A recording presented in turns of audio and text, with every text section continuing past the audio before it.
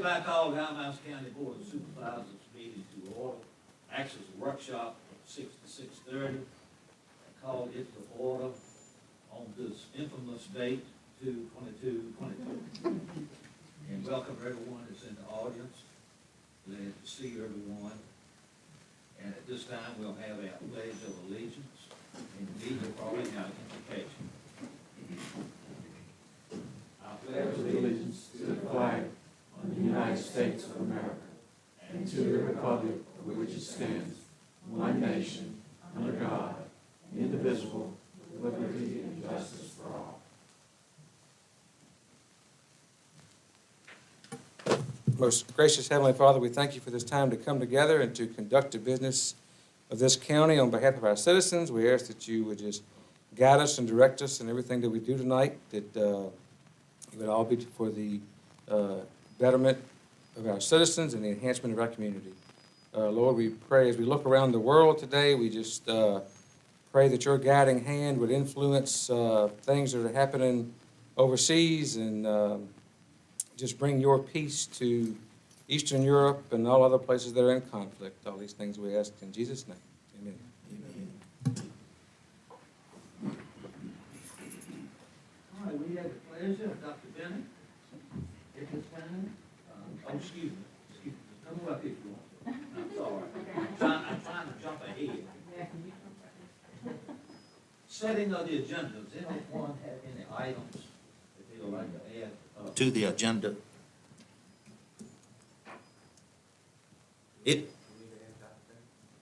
No. Oh.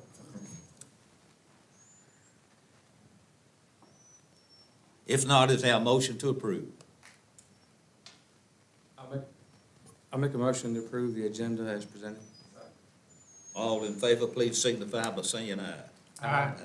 Dr. Bennett, excuse me, I apologize. Good evening.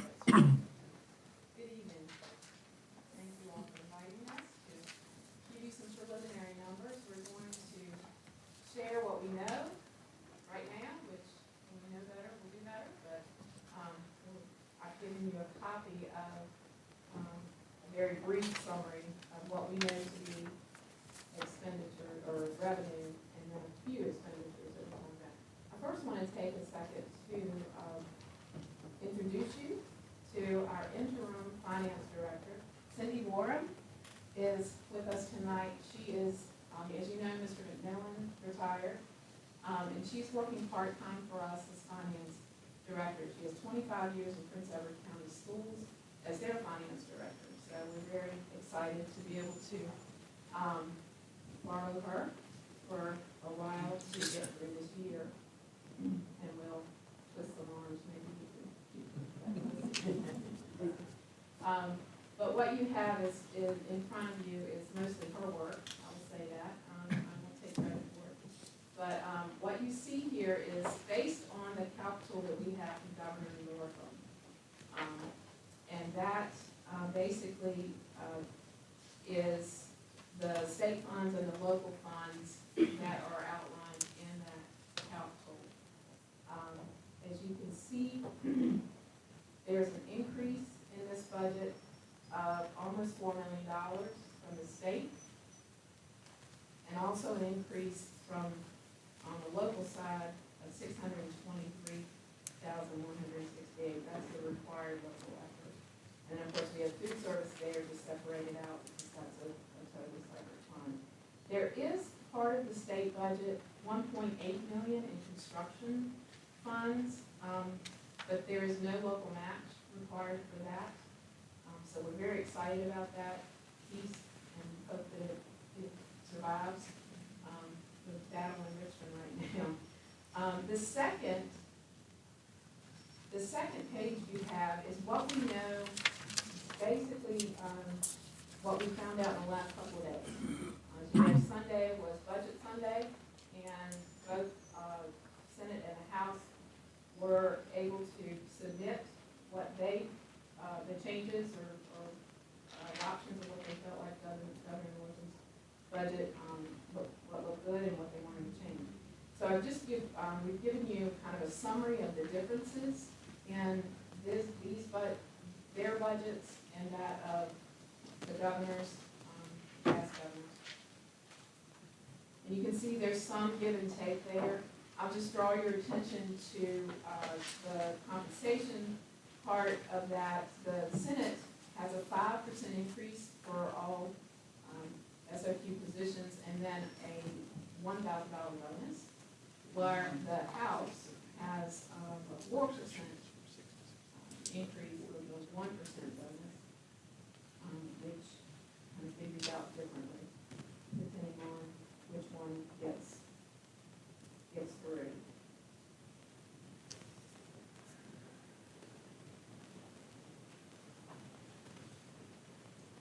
Any questions on those so far?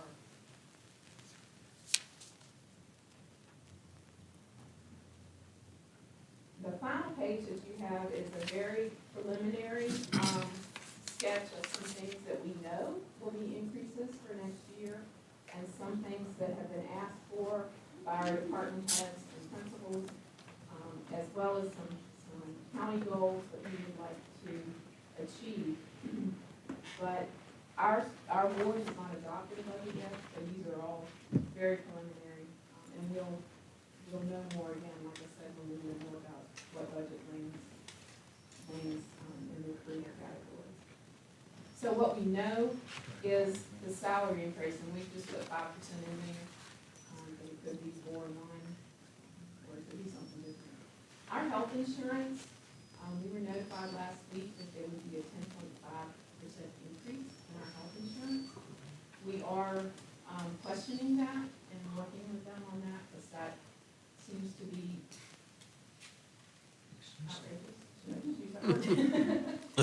So we are working with them to, we have a local choice, and we are working with our contacts there to try and figure out what that increase is all about, and if there's any leeway in that, because that's a lot. Our general liability insurance, again, this is an estimate of what we think Waycor will be charging us for an increase. And we've also put some money in there for fuel increases, because we're pretty sure those will be increasing. We do a bid, a consortium bid on fuel, so that we get a lower price on those. But we'll have to adjust the gallons and that kind of thing each year, get a new bid on those. So we just kind of put a number in there. These are not real numbers. These are just the estimates.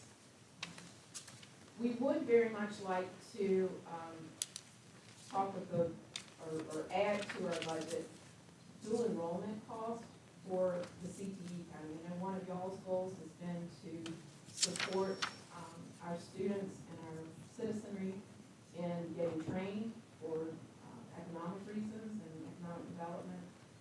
The CTE Academy is a regional academy that has been launched this past year and has a myriad of opportunities for students to become fully certified and leave high school with credentials that will put them in a very good place as far as earning money and getting jobs in quite a few different areas. This is not something we could reproduce at our high school. The level is just quite a bit. We would, at our level, prepare them for that, give them the introductory types of courses, and then develop them on. But it is, there is tuition associated with that. And we have students who cannot go to that because they can't afford the tuition right now. Parents are having to pay that. So that's something we would like to add in our budget. We know that we're going to have some special education needs for teaching positions. And then there's some additional requests that our department heads and principals have asked for, and we just put that in there as a throw for right now. But we'll have to see what we can afford and what makes sense as we get closer to it. Anything you need to add? You did a very good job. I think the Career and Tech Academy is something that we talked about, that under one of the goals of the county is to train workers to come back to the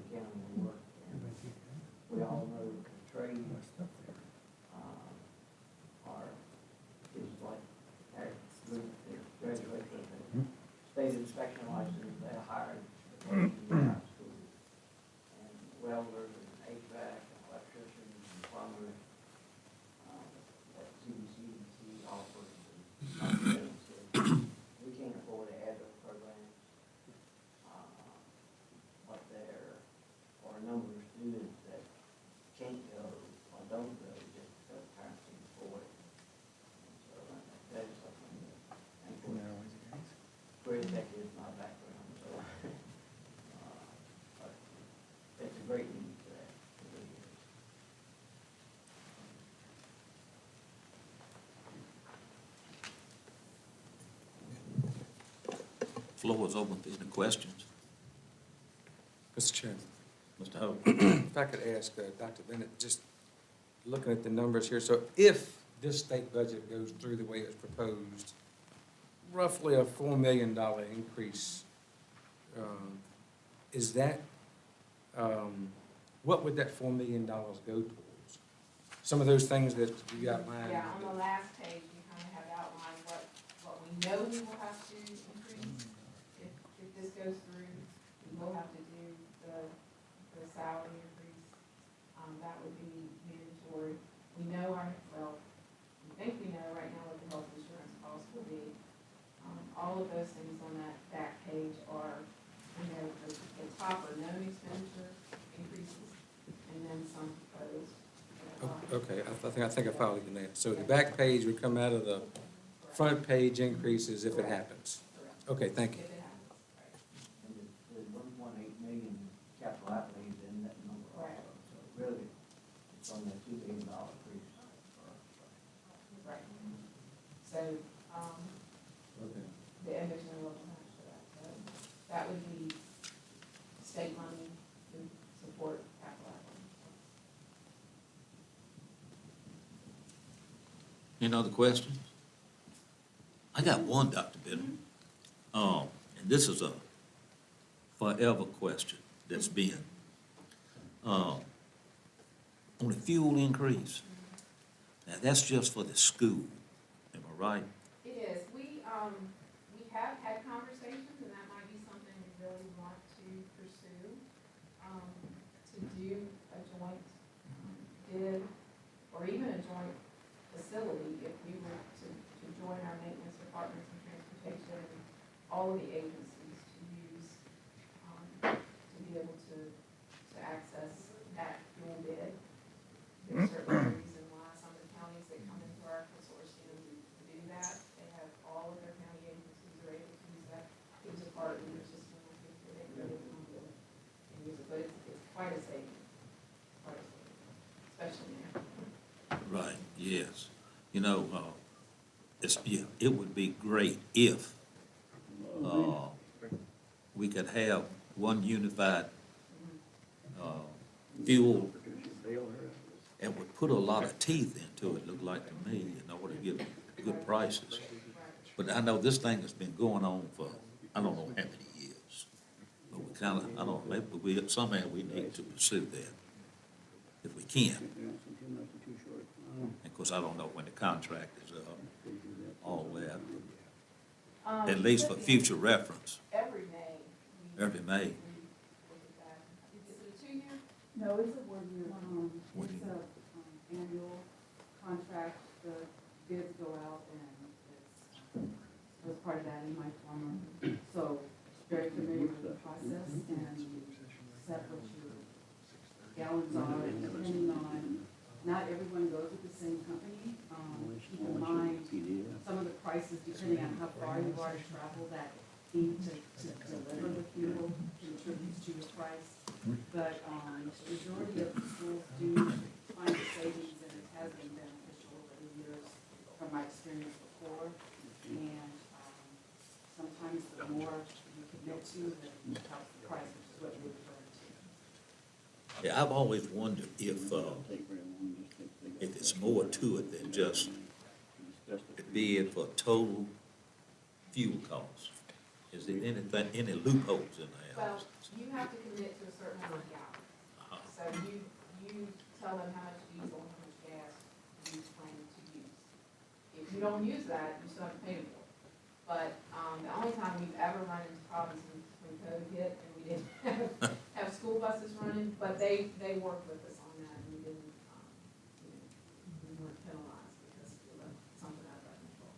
But, we'll lower that so that we make sure that we're not going to be, but for the vast majority of our gallons, it would be that price.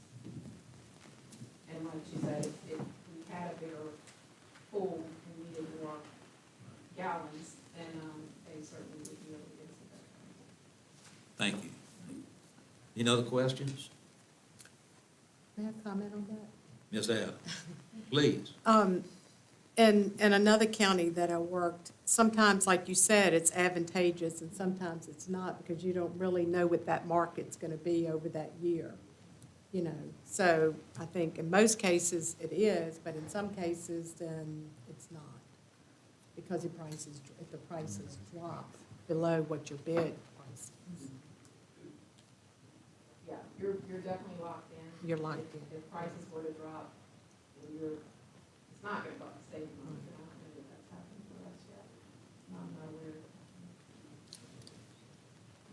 It's like everything else, it's a risk because you can't determine what the market's gonna Sure, be. Yeah. Any other questions? Well, thank you for coming to talk to us and give us some vital information. If we know more, we'll be in communication. Thank you. Okay. Oh, that's a good idea. Dr. Bennett, Yes, I am really picking on you tonight, aren't I? that's all right. Would you like to enhance the board on your school construction? Sure, yeah, I can give you I could have brought pictures, but, we are, you can drive by there and kind of see for yourself. We are excited that, we have come up out of the ground with the new addition, and, they had to stop the masonry work for about a week to be able to go back in and shore up. There's concrete that comes up to those walls, some piping and plumbing and stuff, electrical things that had to go in underneath the concrete before they could pour it. So, as next week, they will continue to go up with the other walls. Everything is on track. However, it is a little bit behind schedule due to weather and due to the, delay in getting equipment. HVAC particularly has been affected by not being able to get the equipment that they needed in order way a long time ago. But they set in place, I believe, 7 or 8 units this weekend on top of the roof that came in. So they're rolling now. We have a bluegrass festival this Sunday, I believe. So that was a hard deadline that they had to meet. And they left one of the units just in case something didn't happen. We will have heat in the auditorium regardless of whether we hook up the old one again or being able to hook up the new one. But everything's in place and ready to go with that. They're making their way around the school. As I said, they're getting ready to go into the CT evening. And then we'll come back around to band and art and back into the main building will be the last of that. So as they get there, hopefully the new building will be up and move administration and classrooms into that. So very excited. It's certainly been a good experience with James and Lewis. They've done a great job of communicating with us. We have saved money. We have about $525,000 that we have saved in either taxes that we have not had to pay because we're buying all of the equipment directly. So we've saved money in that area. We've also saved money in just some of the choices that we made for materials and things that the architects put in that we thought we didn't need or wanted something different. So we have saved some money and can reinvest that into the project. I have just yesterday, I believe I got some firm numbers on what we might be able to do with those extra funds. And so I need to meet with my 2 representatives on the high school board to see if they agree with the ideas we have, and then we'd like to get together with Mr. People and yeah, so we'd love to sit down with you and kind of show you what we could do extra since we saved. And there will be additional savings. We plan to continue to do direct purchase beyond. We're almost at our $3 million commitment. I think we are getting the final purchase orders today for the rest of. We were down to about 80,000 left of things that had not come in yet. So once that's that's done, then we will continue to do the direct purchase so that we can save money to invoices for schools that this happens. Well, I think that's great news. Let me put a damper on one thing. I know it. I can't believe it myself. Long-range forecast, snow Sunday. I can't believe it. Still February. March usually is our worst weather. so Yeah. We're certainly hoping we can get some concrete poured before the holiday. Well, thank you for all the knowledge you just gave us. Now, do we need to wait till 6:30 or can we continue? Mr. Latch? Continue, okay.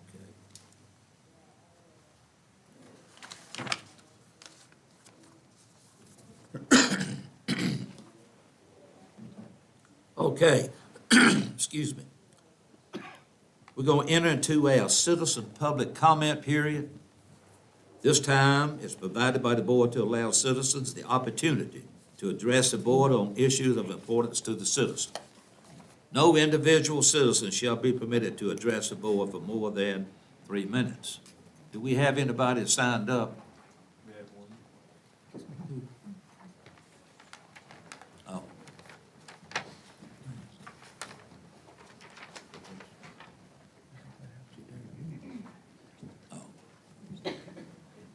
Oh. Thank you.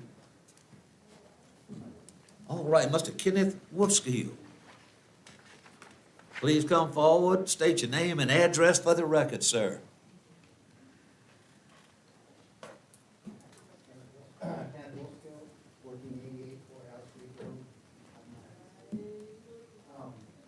I came in to talk about the tax relief for the elderly. Recently, I learned of it, and John Hinkle provided me the form for a 5, and I was surprised at the rules of qualification, specifically the $20,000 limit. It just made me think about why are there restrictions? It seems weird, it's an elderly thing. They just want individual. Is it, or is it just feel-good program? When I dug into the county's population, the average social security income in Appomattox, 1560 a year. And that falls under the description of 20,000. But that's an average, so this is many higher as well lower. And it only takes a $1,600 check. Well, calm down, you have to see it. And what if it's, like, my wife and median income, median household income for Appomattox is $25,600. Appomattox County adult population is 12,400, of that 3,000 are seniors. Originally, property taxes were levied at a rate at the time of property purchase. And that remained for the entire time of the same ownership. The idea when the property tax being based that way was as young folks grew their families, used their schools and other communities, they paid their share as they went along. And as they age, they no longer have children in school, they use quite as many services, et cetera, the taxes remain the same as their initial rate. The intent was not to tax the elderly out of their home. And eventually this changed to periodic property assessment, which generally increases property taxes. Seniors as well as everyone pay a lot of other taxes, too, fuel tax, rent tax, et cetera. So they continue to be a part. I understand that all programs need guidelines, but how about the only guideline in the nation? 65, whatever, and all the seniors. Why other stuff to pick and choose so that you have a program that's a really valuable program, but it's so limited. You know, if you pick an age at 65 or 63 or whatever, 57, whatever, how do you do that? You need a trendsetter instead of. That's just what I want to say. Thank you. Yep. Anyone else to address the board who failed to sign up and like to do so? Okay. Moving right along. Used vehicle values and tax relief for the elderly. Mrs. Sarah Henderson, Commissioner of the Revenue, and Ms. Vicki Phelps, Treasurer, have requested to appear before the board to discuss an increase in NADA values on used vehicles and discuss options for the board's consideration. Additionally, Mr. Hinkle requested that tax relief for the elderly be added to the agenda, and Mrs. Henderson is prepared to discuss this with the board. Welcome, ma'am. Chairman of the board, Mr. Carter, Vice Chair, Mr. Hogan, Mr. Hinkle, Mr. Hicks, Mr. Jones, County Administrator, Mrs. Adams, County Attorney, Mr. Dutch. I, Sarah Henderson, Commissioner of Revenue, and Vicki Phelps, Treasurer of Appomattox County, thank you for the opportunity to address two very important issues with the board for the taxpayers of this county. So I have a PowerPoint presentation on each. We'll do the personal property tax assessment part first, and then we'll have any questions. We'll address those and then we'll go into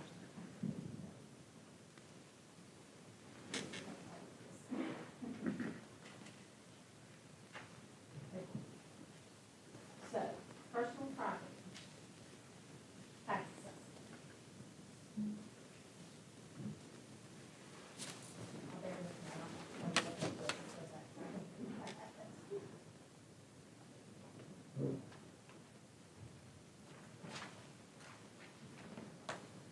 Appomattox County is going to experience approximately a 40% increase in the assessed value of vehicles for 2021. The vehicles are assessed using the National Automobile Dealers Association, NADA, pricing guide. And we assess vehicles at 100% of clean trade-in as required by section 58.1-3503A of the Virginia Code. The valuation guide is used by every locality in the Commonwealth of Virginia. 58.1-3503A3 is what governs how we value.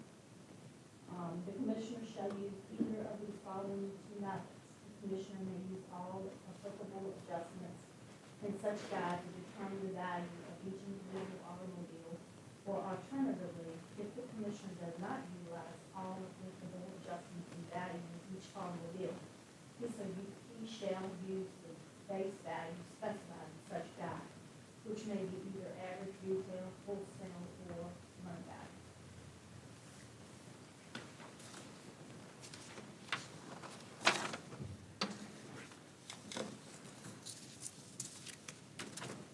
So when we found out that this was happening, once I got the values, I did a sample of 95 vehicles that are commonly found in our locality. And I compared last year's value to this year's value, and then the increase in tax from last year's to this year's tax. Our typical normal growth is 4%. In 2021, we saw a 15% increase. This year, it will be 40% increase in 2021 assessed value. Every locality in the state of Virginia is facing the same dilemma. While conducting the sample, it was very difficult for me to find any vehicles that went down. 95 vehicles, I found 3. 2 barely went down, and the other one stayed the same.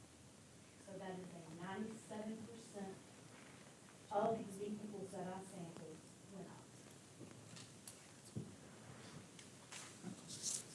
To give you a little reasoning why all this is happening, of course, these are not times that anybody's ever seen. So our normal growth history is 4%. Beginning in the year 2020, COVID changed many things. New car factories stopped production to build respirators for hospitals. This completely stopped the supply of new vehicles. Whenever there is a shortage of new vehicles, then it drives the prices up of used vehicles. So it was the beginning of high demand of vehicles versus the low supply of vehicles. Hence the increase from the normal growth of 4% to 15% for the tax year 2021. Once the new car factories started producing new vehicles again, then there was the shortage of the computer chips to go into the new vehicles. And of course, we've all heard about the trouble shipping totals of 2021. All of these factors have driven the prices and values of all vehicles, new and older, to historical proportions. This increase equates to a 40% increase for 2022 personal property taxes.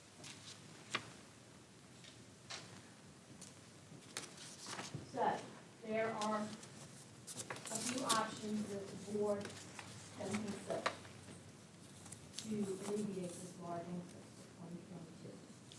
The first option is to apply a ratio of assessment values. Section 58.1-3503B allows a ratio to be used with the concurrence of the local governing body. Option 2, increase the PPTR, which is personal property tax rate, to a larger amount to offset some of the increase in tax. The third option, move from 100% plain trade to 100% lump. But time constraints will not allow us to move to a different assessment methodology, as the clean trade values are already in our system, and we have no way of knowing ahead of time what the impact would be if we went to the other value system. We would need additional time to load a different value in the system, and we have to pay again for the new values. Maybe an option for another year if this trend keeps happening. So this slide shows you the total tax for 2018, 2019, 2020, 2021, and 2022. So from 18 to 19, we had a 2% increase. From 19 to 20, a 4% increase. From 20 to 21, 15%, and of course 40% for this year. So here's option 1. This breaks it down and shows you exactly how it works. So the total assessed value is $203,560,264. If we apply a 65% ratio, and then that gives you your value times the tax rate, then the $4,432,525 is the tax amount. And that amount is 4% increase from 2020 amount. So remember, 2020 is your regular year values. If you went that route, it would be a 9% decrease from 2020 now. And then the next scenario, the 70%, you can see the amount. That would be a 12% increase from 2020 amount and a 2% decrease from 2021 amount. And then the 75% ratio. That would be a 20% increase in 2020 or a 5% increase in 2021. So the next option is the increasing of the PPTR to offset the increase. Now PPTR, you're probably not real familiar with how that works, so I'm going to try to give you a little bit of the guidelines. PPTR is only applied to the first 20,000 of assessed value for qualifying vehicles. The PPTR rate for 2021 was 26.9% of the 20,000 assessed value. If nothing is done to lower these assessments or increase the PPTR rate, then the PPTA rate would have to be lowered to approximately 20.6% because of the higher values. The fixed amount that we receive from the state every year is $1,023,627.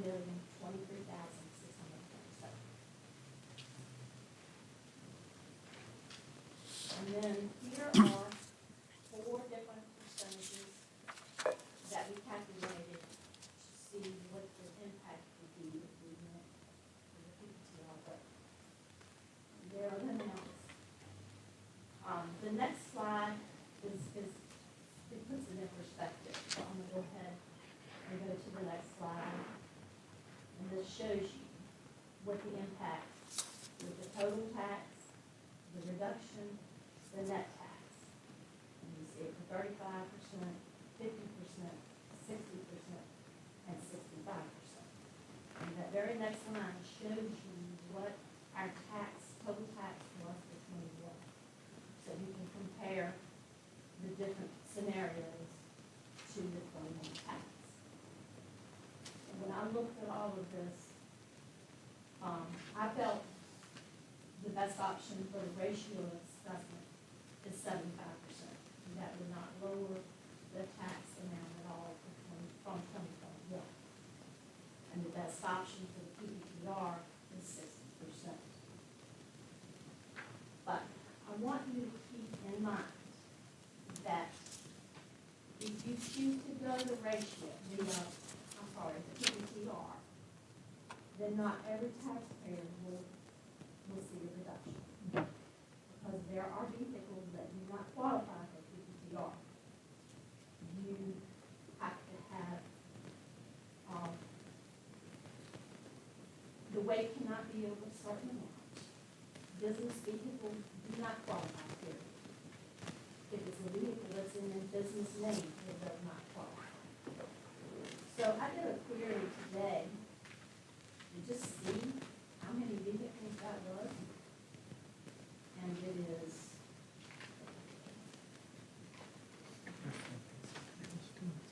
2,550 more vehicles that we get out of 1,000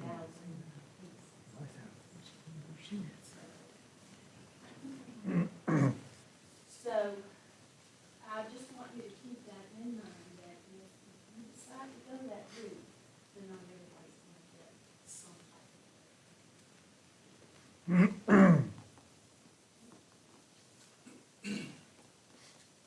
So here are some talking points. The Code of Virginia already allows for exactly what we need to do. There will not be some law changes that needs to happen. I had determined the approximate percentage increase in personal property tax assessment. Our system can handle either change.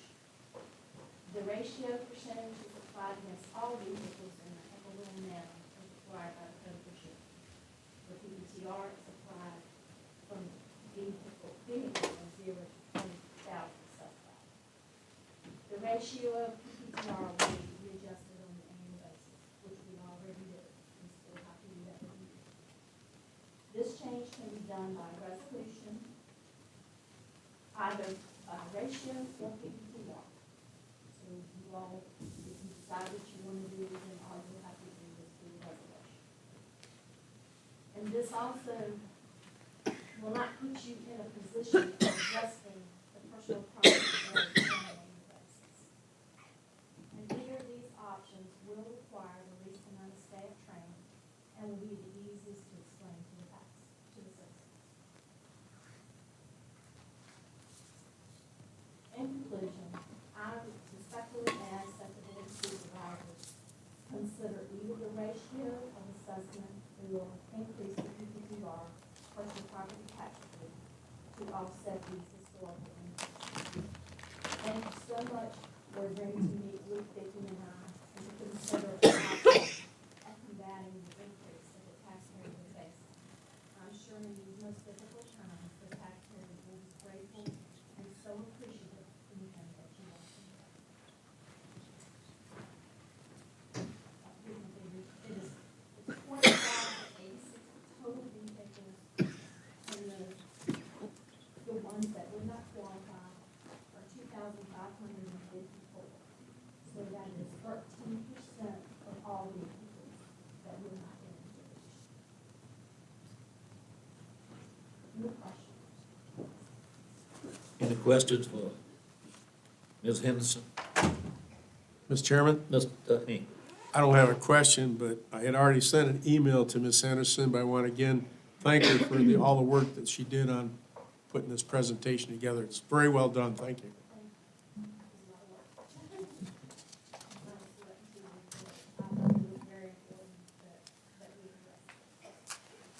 Additional questions? Mr. Chairman, Mr. Hogan. Do we, if I could, I don't know if the question should go to Mr. Lashley or to the commissioner, or, I know there's some legislation pending in Richmond to help try to fix some of this stuff. Do we have any idea, if it passes, how that would affect us? And number two, when would we need to make a decision on what to do?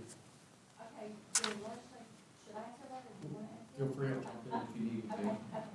All right, so there is a bill in the General Assembly right now that before this bill ever comes into effect, you cannot have a different personal, you cannot have a lower personal property rate on the general class of personal property. It has to be the same for businesses that can be computer versus vehicles. So the bill that's there now is that trying to combat this, they are trying to make it a separate classification for vehicles, and that you can have a lower rate than your general personal property rate. Because your general, because this is not affecting business equipment, because you're already doing a percentage of cost and a depreciation, so it's not affecting any of that. It's just the value. But we're on a very tight time. We need to have this, whatever we do, we have to be completed by November, so that Vicki will have time to get the tax tickets out to the citizens, and they can't have a month to pay the tax unless, something else is done. I don't foresee that happening. Well, I don't think it makes a lick of difference, to be honest with you, because you can set a lower rate for cars, but you can accomplish, it's just math. Drop 7 cents on the car, or you ratio some lower amount, you're gonna get the same dollar figure. It's But just, you cannot do that yet. you can't do that today, but the fix doesn't really fix anything. That's what I was just thinking. What they needed to do was say we could hold the assessments from year to year, or something that allows, because it's the assessments that are the problem. So basically, the general assembly doesn't fix anything. That was a follow-up question, Mr. Chairman. Yes, So sir. I guess it can't be as simple as just saying, we won't charge you more than we charged you last year. We can't do that. Okay. You have to use that recognized pricing guide. You can't just come up with whatever you get, unless you can't. And you have, tables that you do between the prices that can't be determined in the book. Goes around and do that. But you can't just say, oh, we're not gonna go up on that. So I guess one last question, Yes, sir. Mr. Chairman. So as part of that equation on how we get to our tax rate, is the assessed value and then the tax rate and all of that. So we're talking about changing the ratio with the PPTR. One of the other options, what you said, was the change the way we value things. Or would that help us at all? Or do those values, other values, help us if we were to do something like that? Well, it just lowers the assessment, but we wouldn't know the overall effect. We had a meeting Wednesday, Susan and I, and Tom, kind of looked at a couple of values in the book, and it was kind of mid-range, but the issue is you don't know what the overall will do. And then, at the time, the values are in our system now for the contract. So we would have to go back to that whole process again, and it's not simple, just like, thank you for sending it. Because we're in the process of assessing everything. And we've already got those values on loaded in the system, so if we're going that route, we don't really even know what the impact would be. And furthermore, we need more time. Like I said, that might be an option for another year if we continue to see this back to what, who knows, from what I'm being told, they're going to change their eyes even next year, they talk about things and not call them at all. So maybe the next year we would go ahead and get two sets of value systems when we get a comparative. But I think we're past that point.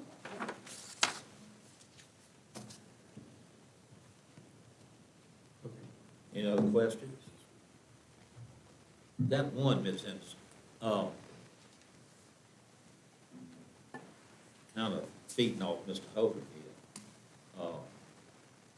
So if you went from the clean fare, We're at clean trade. Clean 100% trade. Clean trade, the next one would be. the- average, the, clean one. Yeah, when we looked at clean loan at our meeting, it reduced, random cars we selected reduced the value by about the mid-rate from the increase, so it cut the increase of value on one random, if that makes sense. So if there was a $10,000 increase going back to the loan, cut it about $5,000. So it did. But not every. Not everything, it was kind of, we did a random spot check, and it seemed to cut the increase by about 1%. But there was still a 20% increase over last year. Still doing. I don't know. Just- And you gotta remember too, you have older, guide and kind of younger guide. So we kind of looked at a couple of years of each one, but you can't go specifically by each year. You gotta know what the overall impact is. so. We wouldn't know that until we learned the development system, and you have to pay the tuition for that. So if we went to, and it's not average, it's something else, I think it's clean loan. Clean loan. It's called, okay, That was the next one. I think so. clean loan, okay. If we went to, let's hypothetically, went to clean loan, delayed the tax tickets, like we've done before, what would that do? Well, I don't know, I can't answer that until we have it in the system, that's, I don't know what the overall impact is. I can't answer something I don't know, so, that's the issue, I mean, if you're willing to delay it, but who knows what that answer's gonna be? That's my I problem understand, with them, yeah. is because you don't know what that total impact would be if you went to, if, had you known it's gonna be this huge, we would have done something a little different. But this is kind of the approach that several localities that I have spoken with are considering as the two options that I think. I don't know what to say about how that will affect us in this one. So our best bet is hoping that the GA will do something. Well, they're not gonna do anything this year. Okay, This year, next the one. monkey's on our back. Any other questions, Well, Mr. Chairman, Mr. Hinkle? if I'm understanding what both Ms. Henderson said and Mr. Lasky said, if we were to look at move from 100% clean trade to 100% of loan, first of all, it would require a lot of work and time that we don't have. Second, based on what Mr. Lasky said about the ones that they looked at, it really, like, say, if the new assessment this year was 20,000 above last year, it only changed it to like 10,000 instead of the 20,000 increase. And I think the proposal that she's, put forth, that those would look like the two best options anyway. Over the clean loan, because there's too many unknowns in this clean loan.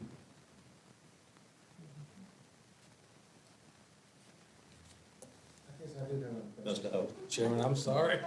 Now, It's very confusing. so are you suggesting that we do both, change the, or just pick one? You have to do Okay.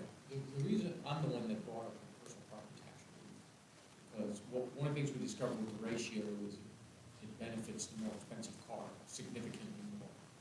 If you do a ratio of 20%, that's on a $40,000 car, it's an $8,000 reduction, on a $4,000 car, it's an $800 reduction.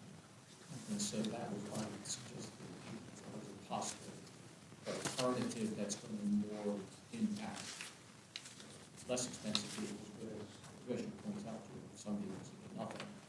But that's where that came from, is the idea that you focus your tax relief on the lower end of the vehicles or across the board. And what we did discover across the board will benefit more expensive vehicle, obviously, higher percentage involved. That's where that came from.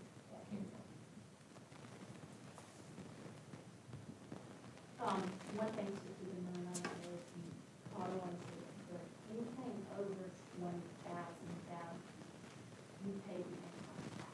You do not, nobody gets anything over 20,000.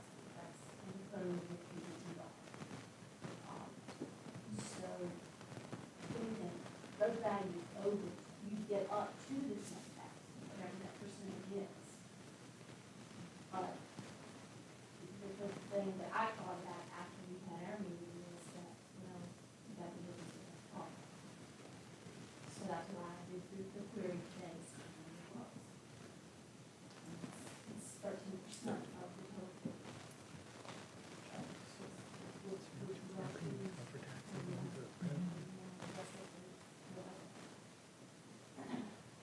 I just wanted you to have as much information that you possibly could have before you make a decision. There's a lot to take in there. I've been here for 38 years, and I've never seen anything like this happen. We might have had to do this so much, but we might have had the magnitude of these, and I'm talking 05 and up, these are in there. So you gotta think about those people that have the 05s and 06s, and they, a 30% increase. That's, my book is part something, especially before now. Okay. Thank you, Ms. Hills. Now, board members. To move on to the tax relief? Yes. May I ask just one question? Please. Just for clarification, these total numbers, that's not deducting the 1,023,000? It does, okay, so that is a total number we would be looking at. Okay, thank you. Okay. Now, moving on to tax relief for the elderly. I know Mr. Hinkle had asked about, to put this on the agenda, I had been thinking about it as well, because, this year is the year that, we have people to file. We're on the 3-year, filing cycle. By Appomattox code, they file. So this is the year that they're filing, and we're finding people that are not left and right, because of different reasons. So our income amounts are 20,000 for the income, but you also have to use the test of the total financial worth.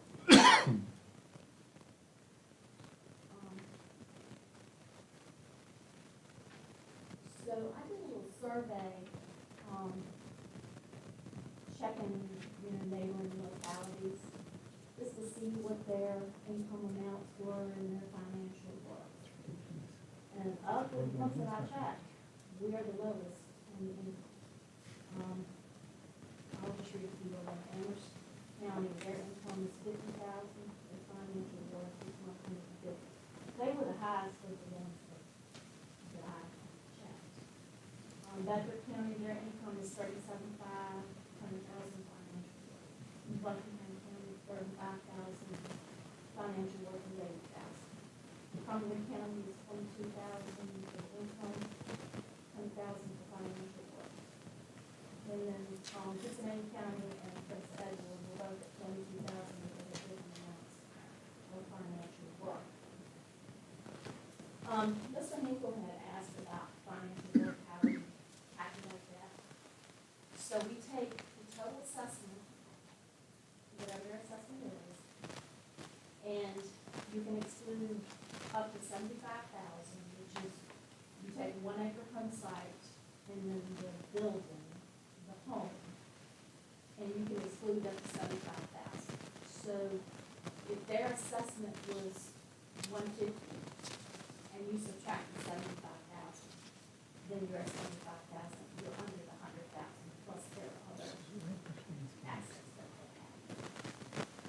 you're not gonna find many people who have 15 and 20 acres that qualify for this.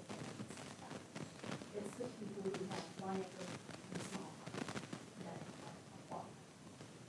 But even those people are getting knocked out. So this next slide shows how many that we had last year. We had 83 applicants in the real estate, and there was really $1,373.14. And then we also have the mobile homes that qualify. There were 19 mobile homes, and there was just 498,000. Right now, the maximum relief that an applicant can get is $350. So based on their income, based on their financial worth, if they're over the 350, then and these were set by the board. Actually, the first year that I became commissioner, we were at 15,000, and I asked it to be changed to 20,000. So I've been commissioner going on 14 years, so those amounts have not changed since then. So we just felt it was time to look at it, and especially with the increase in Social Security.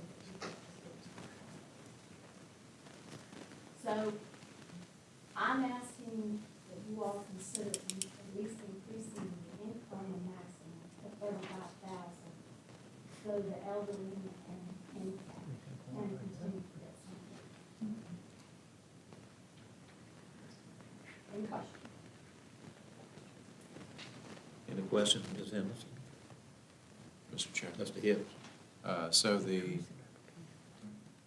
you're not recommending increasing the total financial worth, just the, I mean, you all can do what you want. I was just kind of comparing the other localities and just seeing pretty much kind of what the choose and by code. I don't think, is there limits in this list? I think there No, is. on real estate, it's not, our code is what we are, so real estate is not.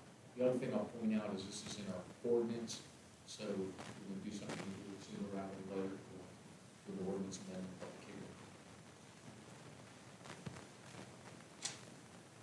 Any other questions? Mr. Hope? Just so I understand the relief part of it, so a taxpayer would get $350 off of their tax liability if they qualify. Is that how it works? No. How it works is we have a scale, and I didn't put that on here, but we have a scale by income, and it depends on where they fall within the income. Y'all can Okay, pass so it around. 350 is the most they could get off. Absolutely. Okay. Y'all want to take a look at this? This is what we currently have. That kind of gives you an idea of what percentage they get. But 350 is the total amount. That's also the.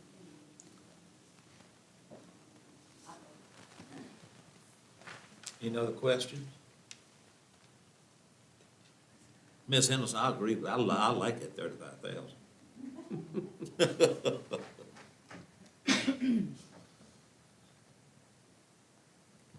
No question, additional questions. Thank you again. Thank you all for Thank you. allowing me the time. I know it's been a lengthy, but the numbers are difficult to do. Well worth it, well worth it. Thank you all. Thank you, thank you, Ms. Phelps.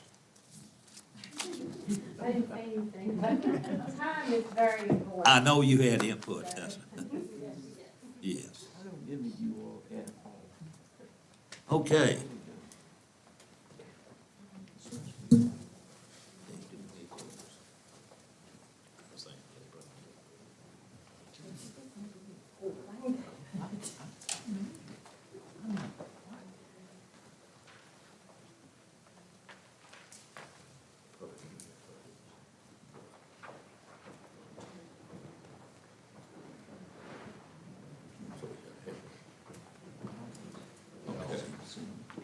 Okay, gentlemen, if we change the ordinance as, Do your public hearings first. I'll wait. we still on the subject. Mr. Lashley pointed out, we'd have to have a public hearing. in order to change the code, the ordinance.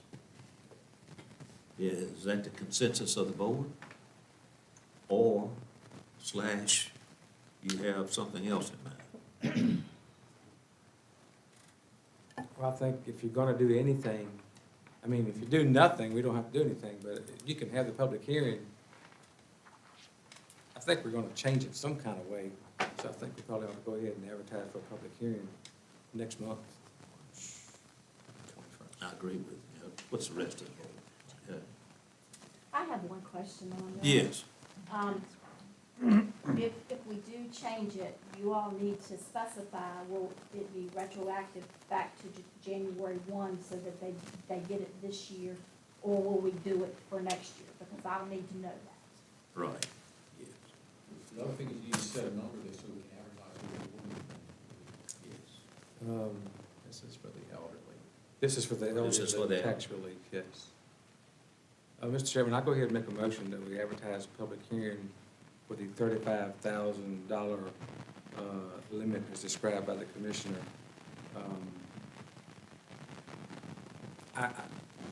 That's my motion. I guess I have something else to say here. Okay. The Chairman, motion, I'll second. all right, That's not changing the net worth, that's just changing the income. We're at 100,000, we're at 100,000 for financial work.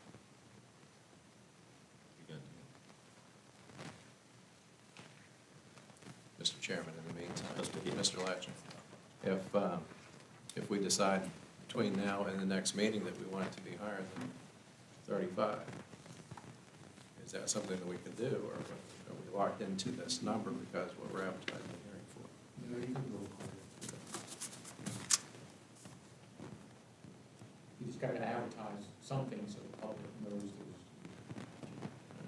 you can go, anything that's more beneficial to the citizens.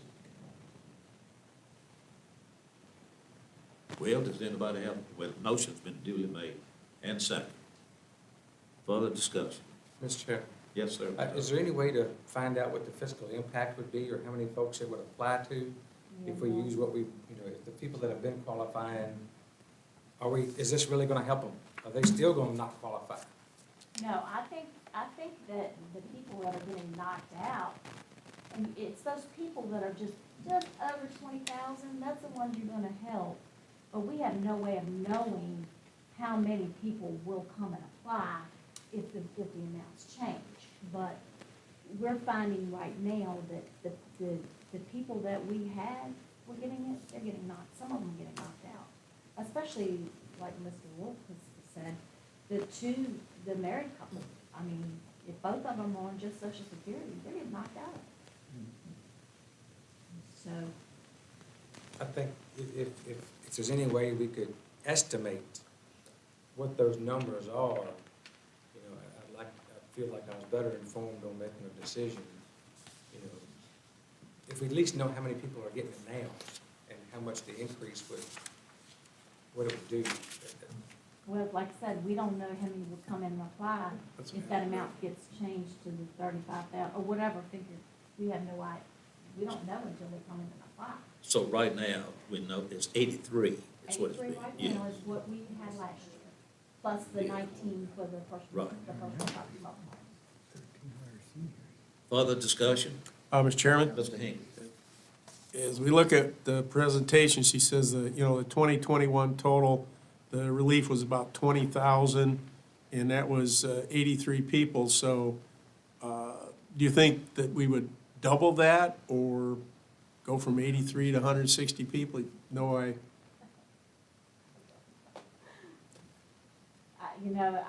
would love to know that, but I have no idea. I mean, Just- I would think that whatever you decide, we will have to advertise, and depending on whether you decide you want to make it retroactive so that they can do it this year, we would have to certainly, if you make the decision, we'd certainly have to make it public somehow so that people can apply, because the deadline is February 15th to file because of our crazy deadline that we have to get to get the tax tickets out. So that's why I wanted you all to think about that. Are we doing it for this year, or are we gonna do it for next year, or, you know? It's many variables, just like personal property, so. Okay, so if we do it this year, which I think it ought to be, retroactive, quote unquote, when does this board need to tell you this? I would think we need to know by the end of March. By the end of March, okay. Well, certainly, can you vote on the same night that you have the public hearing? Yes, So I would think if you make that decision, it would still give us time to get that stuff put in. okay. Additional questions? Okay, all in favor of raising the $20,000 limit to $35,000 and authorizing a public hearing to engage in this? Anything else I need to say? We'll have a roll call vote. Mr. Chairman, Mr. Haney? this is just to advertise the public hearing, right? Right, We're not voting to actually increase it tonight. right. Okay. Mr. Hill? Aye. Mr. Jones? Mr. Hinkle? Aye. Mr. Holt? Aye. I also vote aye. Okay. Now we got to schedule that public hearing. When is that March award? 21st. Okay. Mr. Jones, I'm sorry, we're running behind schedule a little bit. Go ahead and do your public hearings, I'll wait. You sure? Yes, sir. Okay, thank you. They're more important. Okay, we'll engage in our public hearing at this time on redistricting as duly advertised. Public hearing has been scheduled pursuant to Virginia Code Sections 15.2-1427 and 24.2-306 to consider and receive comments on the proposed ordinance to repeal and reenact Appomattox County Code, Chapter 3, Article 2, Elections, for the purpose of redistricting the redistricting committee established by the Appomattox County Board of Supervisors has submitted a leading alternative plan known as Option 7. This plan calls for a total of 318 persons to change election districts, impacting all 5 election districts. A summary of each district change is as follows, and you have that in your book, and audience can see it on the screen. So, is anyone here to speak in regards to this redistricting public hearing? Anyone here for it?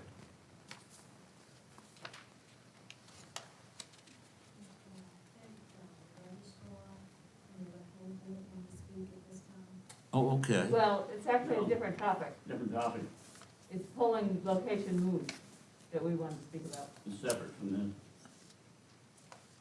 If they want it done tonight, then it'd be part of this. If it's a separate issue to be done later, then it doesn't. Well, this requires a public hearing too, what we're doing.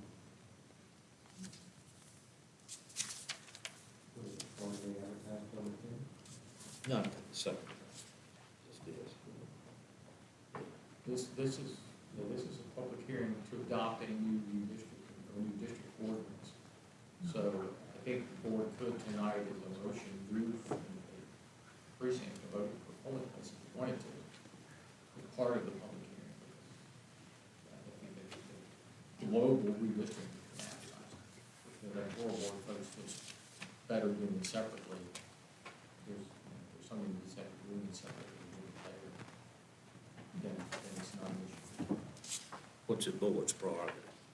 We're okay with You add that to it for tonight. It would be cleaner to change it tonight. Remember, we still have to submit this to the Attorney General's office anyway, Okay. so even approving it tonight doesn't approve it. We just submit to the AG you point out where the changes were and why the changes were made in the Attorney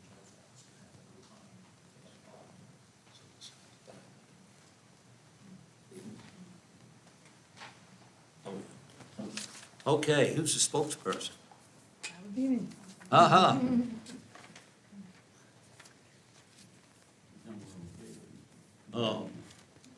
State your name and answer it for the record. Okay, my name is Tennille Beagle, and I am the secretary for the Electoral Board. So I'll be speaking with you tonight. So good evening to you all. Did you need my address, did you say? Please. Okay, 1472 Church Street. And I need to also let you know you got 5 minutes. Okay, going fast. Okay, so tonight we're here to discuss the proposed polling location changes. We want better for the voters. You can go to the next slide. We want better for the voters and the poll workers, and with that said, some polling locations need moving for the following reasons. They are not ADA compliant, which is the Americans with Disabilities Act. They have no running water or indoor plumbing. They have inadequate or inaccessible parking, poor heating, no air conditioning, and insufficient space. And there's a total of 3 polling locations that need to be moved, 2 polling locations which we propose tonight to move. Vera, we would be moving to Our Lady of Peace Catholic Church. Stonewall would be to Gleaning for the World.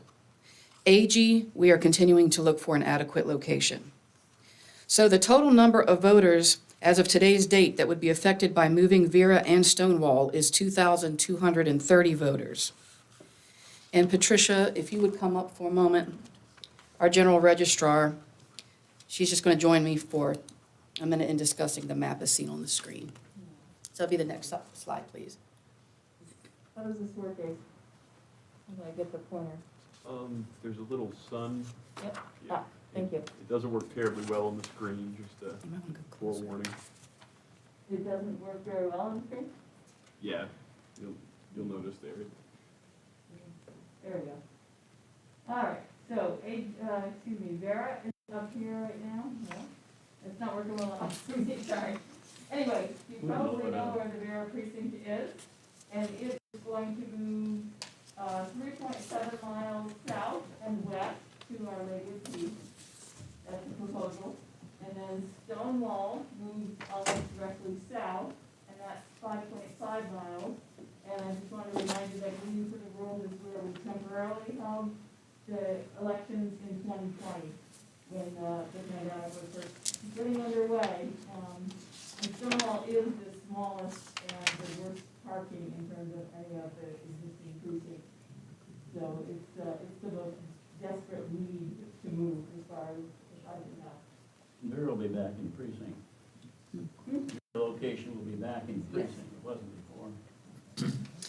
So our proposal to move the Vera precinct is it's for the following reasons. The voting location would be back inside the precinct, as Frank said. It would be accessible from Oakley Avenue or River Ridge Road. It would be much closer to town than the current location, and it's in the heart of the more densely populated part of the precinct. They're also eager to host us, and the county building could be repurposed or sold. And this specific move for Vera would approximately affect 867 voters. And that the move to Our Lady of Peace is on Oakley Avenue in Appomattox. Next slide, please. Which was right there. Sorry about that. Okay, so we wrapped that one up. All right, we'll go on to the next slide. The Stonewall precinct. The proposed move location would be for Gleaning for the World, which is, like Patricia said, 5.5 miles due south of the current location. It's off of Stage Road in Concord.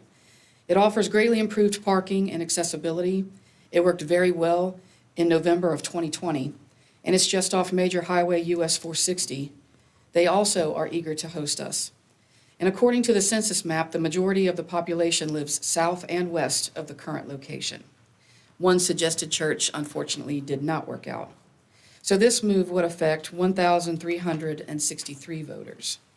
Next slide, please. And Patricia, if you'd also like to add to this map here is the population density, and so it's hard to see, but each dot represents 2.5 citizens. So starting with Vera, we're basically going from here to And as you can see, the population is mainly in this area. So it is a little bit more in the heart of the population. If you move us over to Stonewall, please. So Stonewall is about, let's see if I get my road right here, going down, go up a little bit, please. Yep, make it small. It's just easier to say it smaller. Thank you. So it's about here, and it's going down to here. And you can see again, the population is most dense in the west and southern part. So not quite as central to where we'd like to be, but there are a whole lot of choices.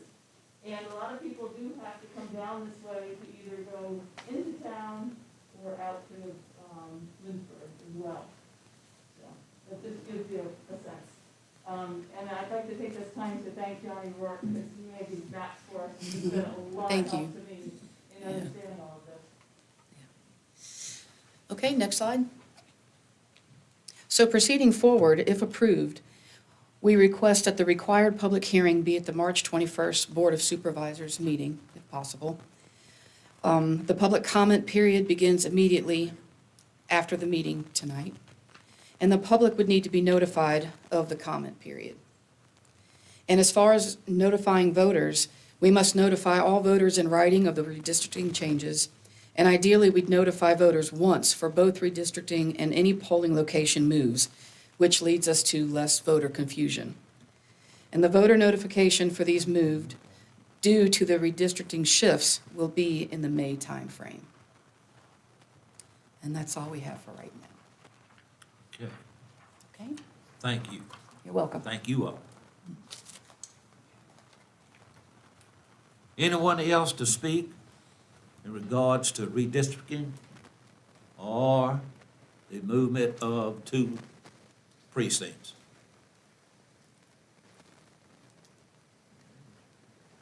Okay, hearing none, I declare this public hearing closed.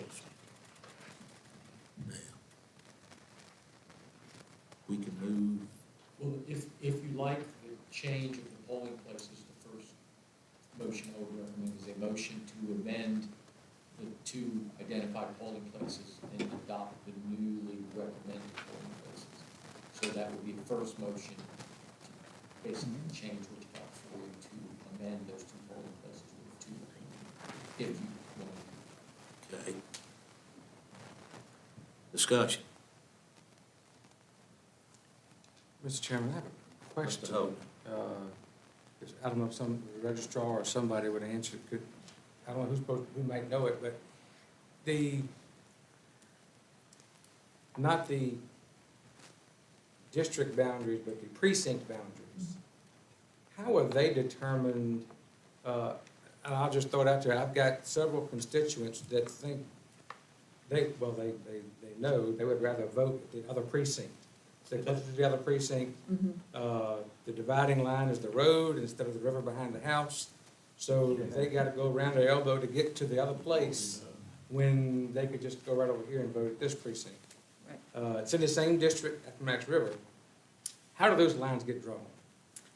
Well, actually, Frank might be better poised to do that, but as far as I know, they are historical, and I actually don't know the last time they were adjusted. The only adjustments to the actual lines that we're talking about at this time is for the redistricting itself. So we have not moved any lines due to polling location changes. That's really a separate issue. And we considered whether to look at trying to move some lines as well within a district, within an election district between 2 precincts.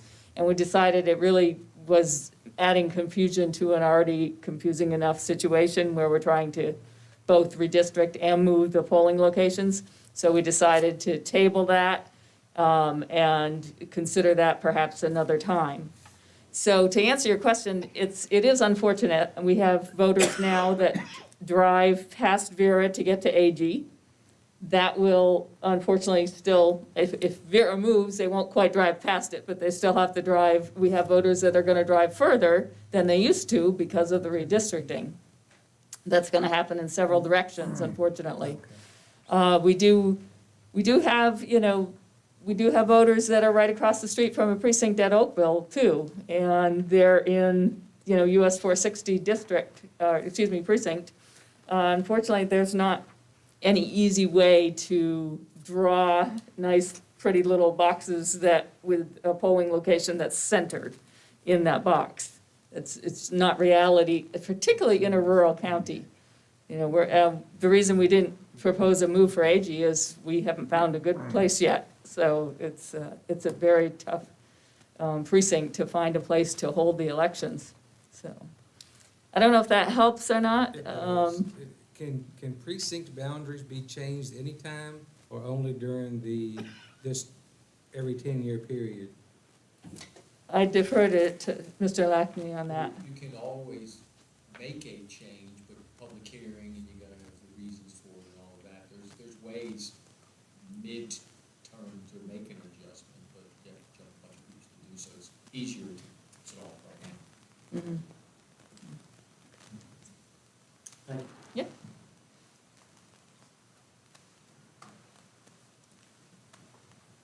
Mr. Chairman, Mr. Hibbs. if there's no further discussion, I would move that we accept these polling location changes. I know that Stonewall is in great need of changing. As a candidate, I was directing traffic. That was interesting. And I'm very surprised that there is not more accidents there. So I definitely see that as a must. And the nice thing is we were able to trial it during COVID, so I actually received no complaints on that move, and I put it out there to the public, and there's been no complaints on that. So I would move that we accept these two changes. Motion made, is that second? Second? Further discussion? Mr. Chairman, Mr. if I could ask Mr. Lassney, if I wanted to tweak a precinct boundary, would this be the time to offer an amendment, or is that not in order at this time? When would be the time to do that? That'd be now, because we're adopting the ordinance, and so we want to change it. You can always go through the ordinance change process after the AG looks at it, but then you have to re-advertise the whole thing. So now's I mean, some of the precinct boundaries are changing because of redistricting. So we have some other things we want to do, whereas precinct lines later, we thought that would just add confusion to try to do it now. And some of it we couldn't do until after the redistricting was approved anyway. So if they're going to be making quite some changes, you can do it at the same time. Okay, so what you're telling me is you plan on making precinct line changes sometime We are, in the next couple of years anyway? probably in the next year, yeah. Okay. Yeah, we have several other, which we knew we couldn't do until this, redistricting was all finalized. Okay, thank you. Okay, motion has been made, duly second. All in, further discussion? All in favor, please signify by saying aye. Aye. Okay.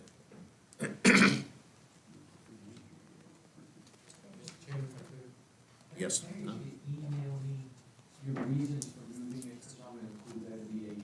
I can, so we can do that.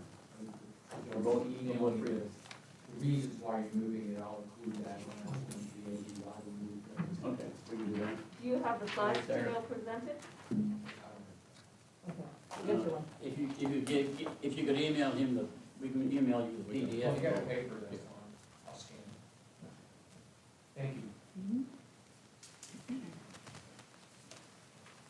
Okay, now we need to have a motion to accept or reject option 7. Mr. Chairman, I move we accept option 7 as presented by the redistricting committee. Motion duly made, is that second? And second. Discussion? All in favor, please signify by saying aye. Aye. Okay.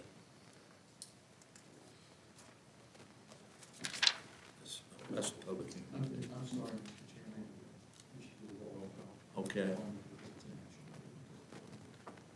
In lieu of the, we're gonna do a roll call vote, Mr. Hill. Aye, on both. Just, No, the board already adopted the change to the proposed ordinance, now you're adopting the actual included. Mr. Jones. Mr. Hinkle. Aye. Mr. Hogan. I still vote aye. All right, me too. Okay. Public hearing now, we went through that, and we have one more. Go ahead. Sure? Yes, sir. Okay. Employee, excuse me, public hearing, employee bonus. As duly advertised.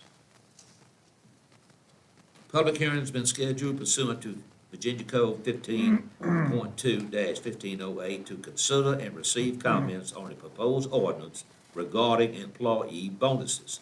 The board voted at the January meeting to approve bonuses for the following: full-time employees under the Board of Supervisors or offices engaged through a memorandum of understanding, totaling 71 employees, will receive one-time bonus of $1,000, while one-time employee will be paid a bonus of $850. Part-time employees working greater than 60 hours per month, totaling 24 employees, will receive a one-time bonus of $500, while part-time employees working less than 60 hours per month, totaling 12 employees, will receive a one-time bonus of $250. For payout of these bonuses, a public hearing and adoption of the attached ordinance is required, which we have met. Now, we have two people that would like to speak to the board on this. First, Mrs. Janet Hicks. Mr. Chairman, Mr. Come on Blake up, will if you also will. like to speak. Is it okay for us to both come Oh, forward? yeah, yeah, both of y'all come on. Mr. Chairman, have you officially opened the public hearing, or is this not part of the public hearing? Yes, no, I have not. Hang on just a second. Hereby, I call the public hearing on the employee bonus payout. And we have two people to speak in regards to it, Ms. Janet Hicks and Mr. Leslie. Please state your names and addresses. Good evening, my name is Janet Hicks, address 6334 Hollywood Road, Appomattox. I would like to take this opportunity to ask of each of you to consider adding the Circuit Court Clerk's Office staff and along with the Commonwealth Attorney's Office staff and to be included in the $1,000 bonus you'll be voting on this evening. Our staffing has continued to work hard and maintain a high level of professionalism in providing services to the citizens of the county and through the trying times of dealing with COVID. The Circuit Court Clerk's Office generates revenue for the county through deed recordings, cases being filed, and estates. These funds are submitted monthly to the Treasurer's Office. In 2017, we were remitting approximately $14,000 monthly. In 2018, this total rose to $17,000, and 2019 to $18,000. In 2020 and 21, we have been averaging around $23,000 monthly in collections to the county. You will see from the numbers that I just presented to you that the workload and demands on my staffing has increased due to the amount of funding being collected to the county and submitted to the county monthly. The Commonwealth Attorney's Office also financially assists in giving back to the county through asset forfeitures. These are monies and property seized during drug arrest. Our county certainly has seen a rise in drug cases, and the Commonwealth is doing their part to seize currency and property to give back to the Sheriff's Department to assist in their job duties of getting crime off the streets. Recently, I was audited by the State Auditor of Public Accounts. There were no discrepancies found in the performance of my office. This is due to the hard work and conscientious employees of performing their job duties to the fullest. I'm blessed to say that I have the best staff working in my office. They maintain a high level of professionalism and are dedicated to getting the work done in the office. Even though the courthouse is open from 8:30 a.m. to 4:30 p.m., staff reports to work earlier than 8:30 and work well beyond the 4:30 closing of the courthouse doors. Due to the increased workload, there rarely is time to sit at your desk to complete necessary tasks and job duties during the day. Oftentimes, this results after 4:30 p.m., my staffing having to stay over and able to sit down at the desk to process and complete necessary paperwork. I think this bonus is a wonderful idea that you're considering for county employees. It's a way of saying job well done, and it shows appreciation for their hard work. I would appreciate you including the staffing of the clerk's office and the Commonwealth Attorney's office likewise in this bonus. Thank you.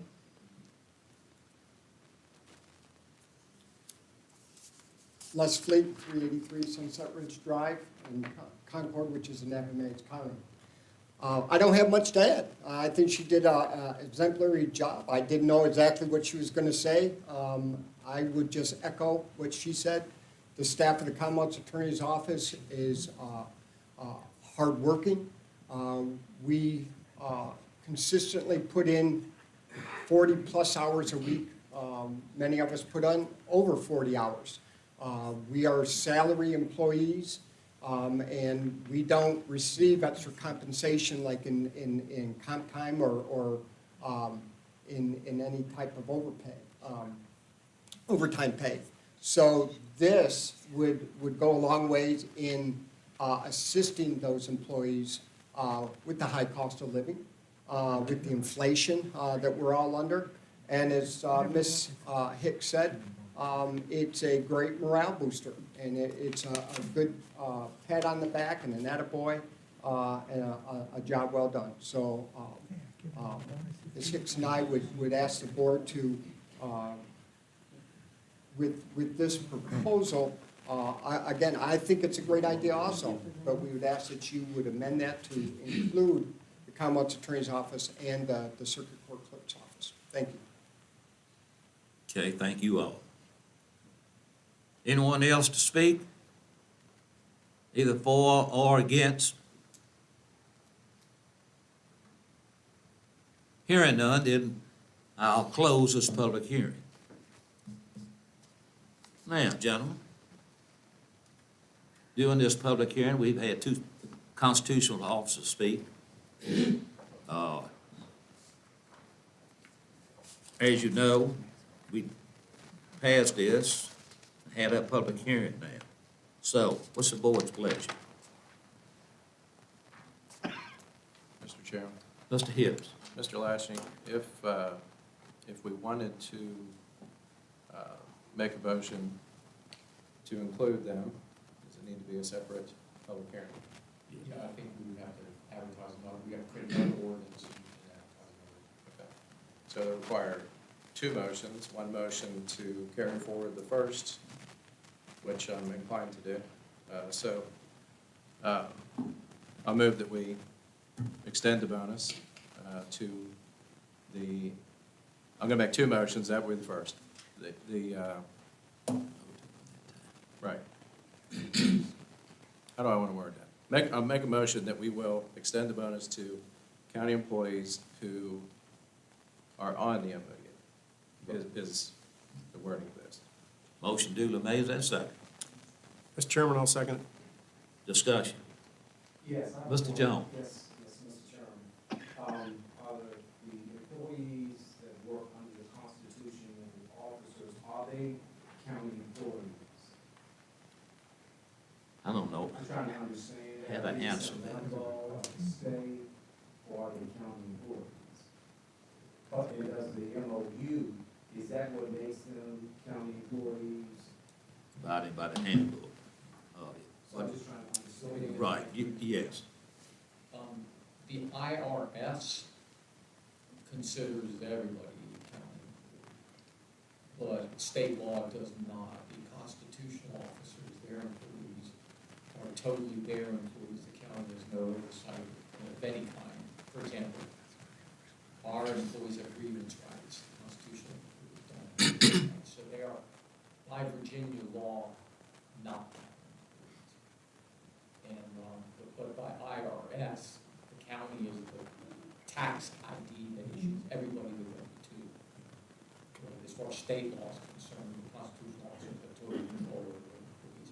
What the MOU does, since you were here when we did this, what the MOU does is state law allows constitutional officers to enter into the county, which three of the constitutional officers did, which allows them to come up under county policy and county benefits and so forth. And that's what the MOU is about. That's allowed by state law.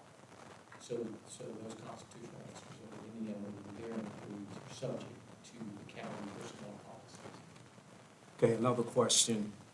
Previously, how have we dealt with this?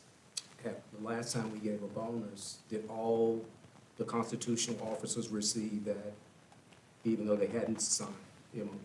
I believe I did, and I'm staying be corrected, Ms. Adams. I believe they did because that was all for CARES funding. That's right. They continue to operate, so there's no local funds put into that. Yeah, the key word was CARES. Yeah, I understand. Thank you. Thank you, Mr. Chairman. Mr. Hinkle. And then, just to clarify for me again, when we gave that previous bonus early, that was from CARES funds, and it was for their work during COVID, under COVID.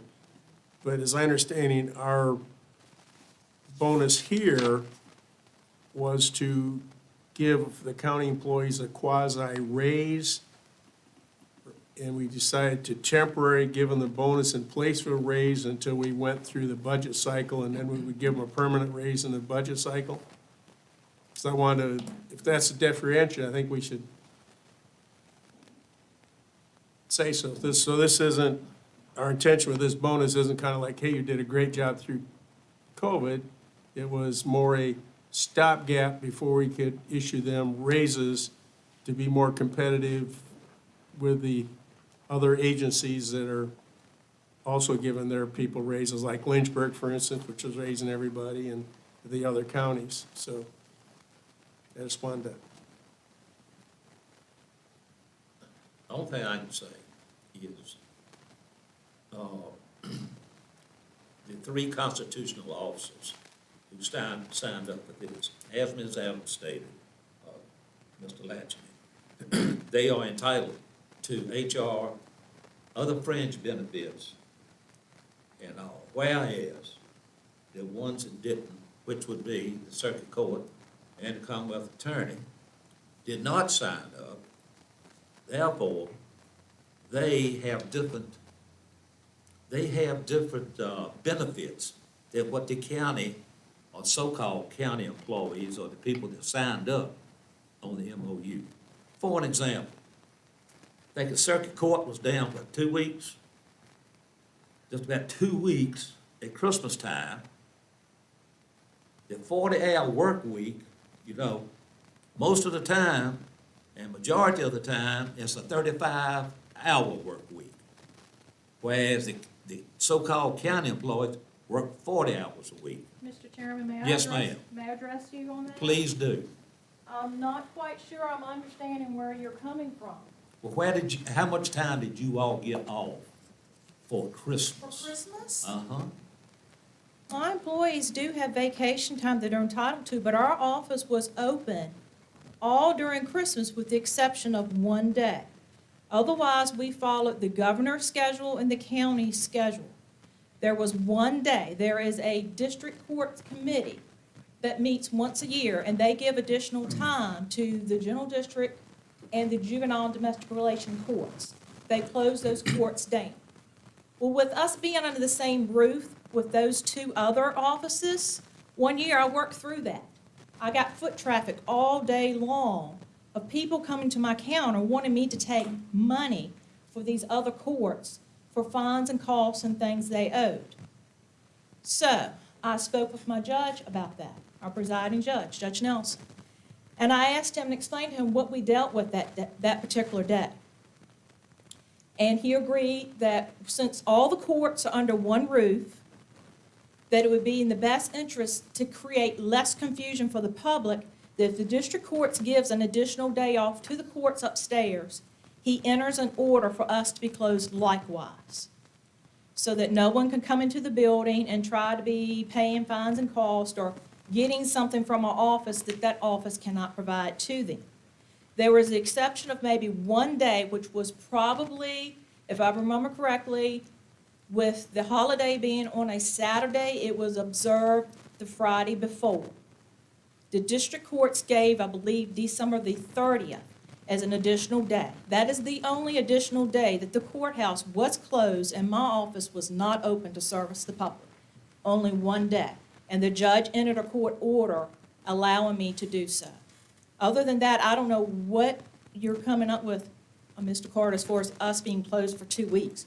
Our office has always been open. Okay, Mel, I was misinformed on that. What other days are you all closed at this county? We observe the same holidays that the governor allows on the county, on the normal closing schedule. In January, we got Martin Luther King Day. In February, we just observe President's Day. Then it goes until May for Memorial Day. Then I believe now Juneteenth is a day in June. July, the 4th of July. Then it's Labor Day. And then we come into October, where I believe we have Veterans Day. Veterans Day may be November, but we have some day in October. We have now Election Day, and Veterans Day is in November, I believe. And then, of course, we've got Thanksgiving. We follow the normal same schedules that the governor's office and state employees observe, with the exception of when that district courts committee closes and gives the other state courts an additional day. At that point in time, that's when we observe that additional day. And it is, our office is closed by order of the judge. Okay, great. Now, let me ask you this. In concert with all this, how many days of vacation or sick time in all of you all allowed? When I say you all, you that have not signed the MOU. I basically will allow my employees a day of sick leave a month and basically a day of vacation. But none of that time, they have the understanding and knowledge that they will not get paid for that time. If they should retire or leave, I do not come because of my not signing the MOU. I know that I am not to come ask you all for a payout of that 2 weeks. The minimum 2 weeks that I will be allowed to pay them out, I do not ask for that. Well, let me ask a simple question. Why don't you all sign the MOU? Well, let me ask you this question. I know it's not proper to answer a question with a question, but why is it so important to the board members that we must sign this MOU? Simply because it gives the employees a whole lot better benefits. And what benefits would they And I receive? can't speak on each one of them that is labeled like that. That's why you have 3 others that signed it. Well, I believe we've already addressed the issue of office hours. Because if I remember correctly, Judge Nelson said the courthouse would be open from 8:30 to 4:30. He was not going to open the doors before. He was not going to unlock them or lock them prior to 4:30 or after 4:30. I don't know if it's an issue of where you all feel like my employees are not working a 40-hour week. They are working beyond their 40 hours. I mean, if I was to sign the MOU, are you going to pay my employees for overtime? So that's another reason that, why don't you sign the MOU? Will you Mr. grant Chairman, I'll call overtime? the question. Okay, thank you, Okay. Any further questions? thank you, appreciate it. Thank you. Mr. Chairman, Yes, sir, Mr. Hill. if I may, we have a motion and a second that we could vote on. Yes. Just one piece of this. Yes. Any further discussion? All in favor, we'll have a roll call. Roll call vote. Mr. Hill. Aye. Mr. Jones. Aye. Mr. Hinkle. Aye. Mr. Holt. Aye. I also vote aye. Okay, you have a second. Yeah, Mr. Chairman, I would move that we include all county employees in the IRS definition, if that works. Right, yeah. In this bonus structure. Okay. Just to be, well, I can do that tonight, or we need to advertise for a public hearing March 21st? I will move that we advertise for a public hearing March 21st to give a bonus to all employees of the county.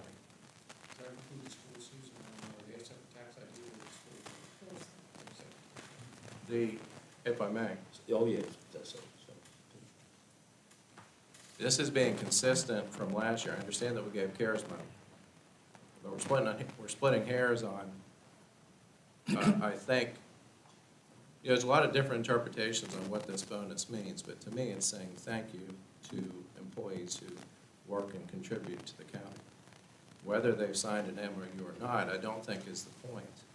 I would like this board to say thank you to all employees, regardless of the MOU. And it would be consistent with the bonus that we gave last year. I understand it was with Corona money. That's the background and the reasoning behind it. Okay, so the motion is to have a public hearing March 21st. Right. To ask for a bonus be also included with the people that didn't sign the MOU. That's right. Is that a second? Mr. Chairman, I'll second. Discussion. Yes, I have a question. Yes, sir, Mr. Jones. So are we saying social service will be included? Yes. You know, that's, okay. Just want to make sure. Yeah. Mr. Chairman, Mr. isn't social services all state money? Isn't that fully, aren't they all No. state employees? Yeah, state employees, but local. They're on our payroll, our insurance payroll. There are, social services is kind of an odd duck. They're technically ours, and the employees are technically ours. Social services is technically ours, even though they fall under the state.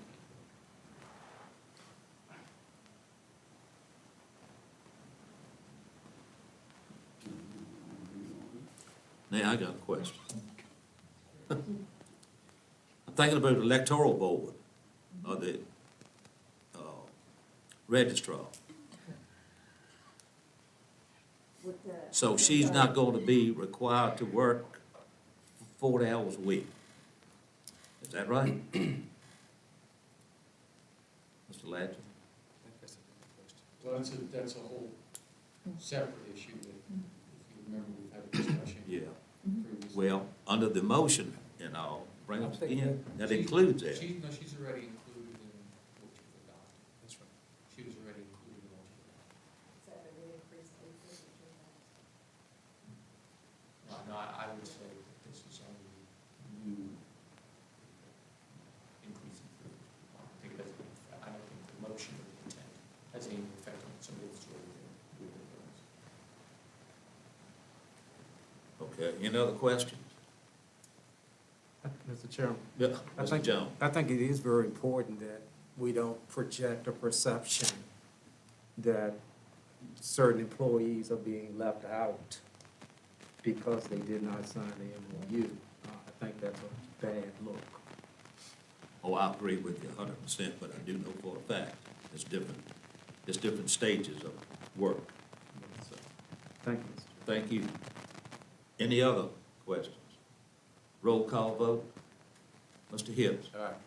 Mr. Jones. Aye. Mr. Hinkle. Aye. Mr. Holt. No.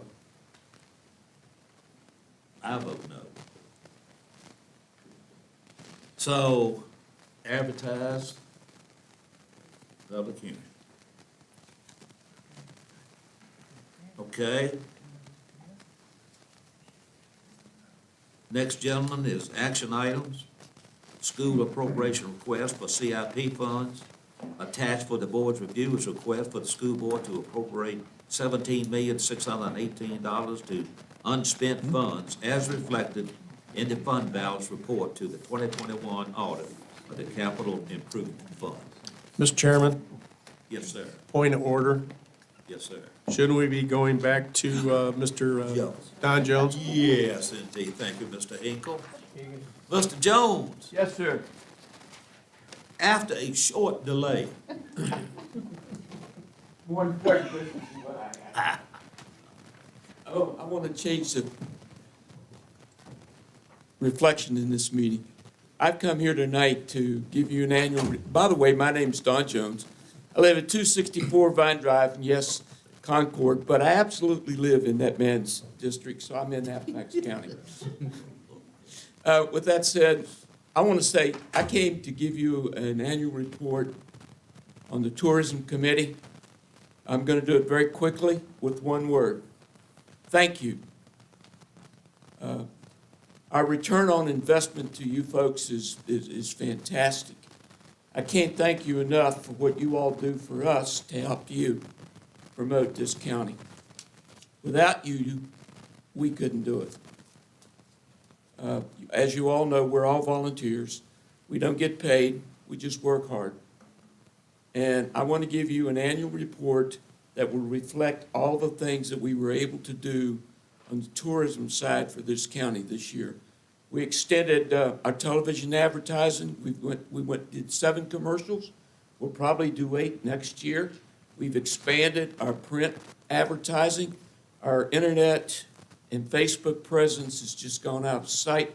We have over 4,500 Facebook followers. We had about 1.1 million impressions on our Google ads and all. We have 10,000 views. All that bring tourists to this county. And I think some of the results of some of the programs that we've been involved in, we added, thanks to Ms. Adams, we've got the Railroad Festivals now included. We did the fireworks and firefighters. We've done Christmas parade. We've done, thank you, Mr. Carter, for unretiring to announce the parade every year. Of course, we've done the tree lighting. The tree lighting keeps growing every year. And I have to be honest with you, for a volunteer organization, I'm going to be egotistical. The results we have are phenomenal. And I would just like to thank you all for providing us with a good portion of the funding that we have. Of course, we raise money on our own, and the town helps us just like you do. But without your all's funding, we couldn't do what we do. And I want to just thank you for that opportunity to help this county. We'd like Thank to you very much. May I approach, please? Please. We'd like to thank you and your staff for the dedicated service that you all provide for the county. Thank you. That's just,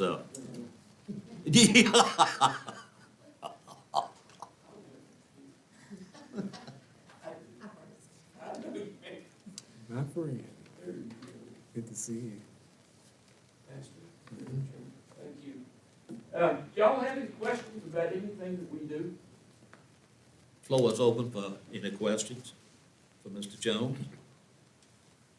Well, Mr. Chairman, I'd like to say I really appreciate, Mr. Jones, all the work that you've done in promoting Appomattox. You've been a tremendous asset to helping me as a researcher.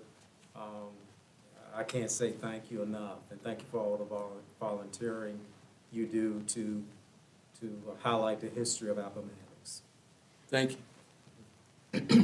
Mr. Chairman. Mr. Hibbs. Just a second, Mr. Jones, to Mr. Jones. The amount of hours you put in is very impressive and very much appreciated. I don't think you're doing retirement well necessarily, but maybe in the recreational sense, right?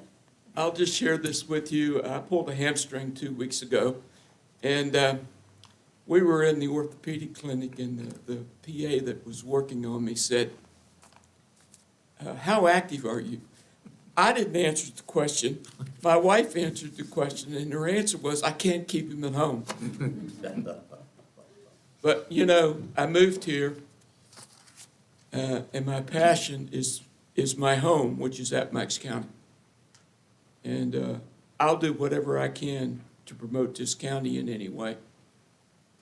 It means a lot to me, because we don't get the recognition across this country that we deserve. And I mean, that's hard for me to understand, but when you run into people that can't pronounce Appomattox, and you hear Appomattox and all kinds of different things, and some people stumble, that tells you they don't know what went on here. And truly, this is where it all began again, right here. So thank you for the opportunity, and thank you all for the support that you give us to do what we do for you. Again, thank you. Thank you for letting me speak tonight. Yes, sir. I'm done. You come back and see us anytime you want to. Yes, sir. Okay, I don't think I've left out, anybody have any knowledge? Okay. Diverting back to the school appropriation request, CIP fund, attached for the board's reviews, request from the school to appropriate $17,618 in unspent funds as reflected in the fund balance report in the 2021 audit to the CIP. Excuse me, $17,618. You didn't have a heart attack, did you? Is there a motion then to approve Dr. Bennett's request? Mr. Chairman, I'll make a motion that we appropriate $17,618 in unspent funds back to the capital improvement fund. Such a shame. Mr. Chairman, I'll second. Motion been duly made and second. Discussion? Roll call vote. Mr. Hips? Mr. Jones? Aye. Mr. Hinkle? Aye. Mr. Hogan? Aye. I also vote aye. Next is Economic Development Kojana Incentive Agreement.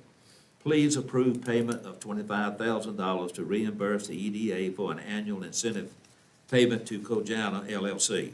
These funds were budgeted in Economic Development Special Projects 8105-6007, but the agreement states that the board will vote annually for distribution of the payment. Is there a motion to approve the EDA's request? Mr. Chairman, I'll make a motion that we approve the $25,000 reimbursement to the Economic Development. Motion made, is there a second? Second. Discussion? Roll call vote, Mr. Hibbs? Mr. Jones? Aye. Mr. Hinkle? Aye. Mr. Hogan? Aye. I also vote aye. Next, Commissioner of the Revenue refund request, Ms. Sarah Henderson, Commissioner of the Revenue, is requesting the following to be paid from the line item 1209-5803 refunds. And can we do all two of them at one time? Okay. First, refund John Paul Broder, $63.10 for 2021 personal property taxes. The vehicle is garaged in Campbell County. And number two, refund, CoreLogic Mortgage Company, $1,523.83 for 2021 and first half 2021 real estate taxes for Ronald and Gloria Clockus. They qualified for the disabled veterans exemption. Is there a motion to refund? Mr. Chairman, I move we make the refund to Mr. Broder for $63.10 and to CoreLogic Mortgage for $1,523.83. Motion duly made, is there a second? Discussion? Roll call vote, Mr. Hibbs? Mr. Jones? Aye. Mr. Hinkle? Aye. Mr. Hogan? Aye. Next is Local Emergency Planning Committee, better known as LEPC appointments. Attached for the board's consideration is a list of individuals to be reappointed or appointed to serve a one-year term on the Local Emergency Planning Committee. Mr. Wingfield submitted the recommendations based on previous year's service and recommended for committee composition per the LEPC bylaws.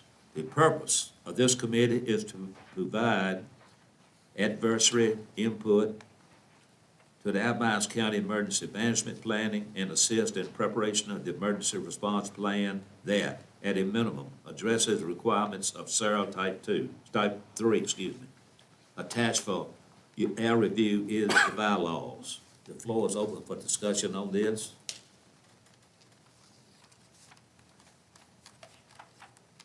As soon as I turn to it, I have a couple myself, but does anybody else have any questions or concerns?